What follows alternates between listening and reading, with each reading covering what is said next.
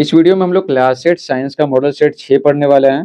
Model set 5 तक का video है ना, मॉडल सेट 5 तक का वीडियो पहले ही बना चुके हैं। अगर आप नहीं देखे हैं तो कमेंट बॉक्स में लिंक दिया हुआ है, या फिर आप सीधे प्लेलिस्ट से देख सकते हैं।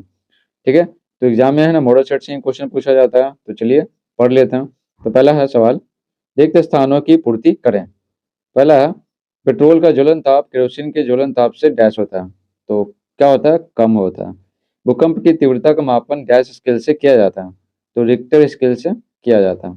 गैस एक पौधा घर गैस है, तो CO2 कार्बन डाइऑक्साइड गैस है ना, एक पौधा घर गैस है। 20 कंपन प्रति सेकंड से कम आवृत्ति की ध्वनि डैश कहलाता है, तो अवश्रव्य ध्वनि कहलाता है। ठीक है, अवश्रव्य। 20,000 हर्ट्ज से ज्यादा रहेगा तो पराश्रव्य। कोशिका भित्ति डैश कोशिकाओं में पाई जाती है, तो कोशिका भित्ति है ना पादप कोशिकाओं में ही पाई जाती है। दूसरा सवाल देखिए, निम्नलिखित में सही कथन के लिए सही तथा गलत कथन के लिए गलत का निशान लगाएं।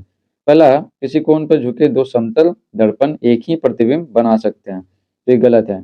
एक से ज्यादा प्रतिबिंब बना सकते हैं। वनोन्मूलन का एकमात्र विकल्प वृक्षारोपण है, सही है। शीर्षक के टीके की खोज एडवर्ड जेनर ने की थी, ये भी सही है। 20,000 हर्ट्ज से अधिक आवृत्ति वाले ध्वनि को प्राश्रव्य ध्वनि कहते हैं, यह भी बताएं, तो ये भी सही है। अधिक अभिक्रियाशील धातु कम अभिक्रियाशील धातु को उसके लवण से विस्थापित कर सकती है, ये बिल्कुल सही है। तीसरा देखिए, कॉलम 1 तथा कॉलम 2 को मिलान करें। कॉलम 1 है, कॉलम 2 है। कार्बन मोनोऑक्साइड, तो इसको मिलाएंगे, रक्त को ऑक्सीजन वहन क्षमता घटाना। कार्बन मोनोऑक्साइड गैस है ना, रक्त की वहन जो ऑक्सीजन वहन क्षमता है ना, उसको घटा देता है।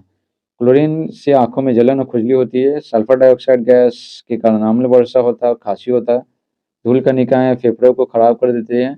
और क्लोरोफ्लोरोकार्बन ओजोन गैस को है ना, ओजोन गैस बोले, ओजोन परत को क्षतिग्रस्त करता है। अब देखिए यहाँ पे लघुत्तरीय प्रश्न, तो देखिए क्या है, पादप कोशिका का नामांकित चित्र बनाइए। पादप कोशिका का, इसके पिछले वाले सेट में है ना क्या था, जंतु कोशिका था। ठीक है, तो ये पादप कोशिका का नामांकित चित्र बनाइए, ये आता ही एग्जाम में, पादप कोशिका या फिर जंतु कोशिका का नामांकित चित्र। तो आप ये चित्र ना याद कर लीजिएगा। तो देखिए ये तो बहुत गंदा दिख रहा है, तो ये किताब में भी दिया हुआ है ना पादप कोशिका का चित्र, तो चलिए किताब से आपको दिखाते हैं। तो देखिए ये रहा पादप कोशिका का चित्र। तो देखिए ये जो ऊपर वाला जो परत दिख रहा है ना, ये वाला, ये क्या है, ये कोशिका भित्ति है। ठीक है, क्या है, कोशिका भित्ति। यहाँ पे लिख लेंगे कोशिका भित्ति। तो पादप कोशिका में ही कोशिका भित्ति होता है, जंतु कोशिका में नहीं रहता।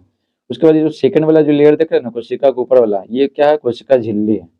ठीक है, और ये जो बड़ा सा जो खाली स्थान देख रहे हैं ना, ये वाला, ये क्या है, रिक्तिका है। क्या है, रिक्तिका। इसी में भोजन क्या होता है ना, जमा होता है। जो पेड़ पौधे भोजन बनाते हैं ना प्रकाश संश्लेषण के द्वारा, तो इसी में जमा होता है, इसमें रिक्तिका में।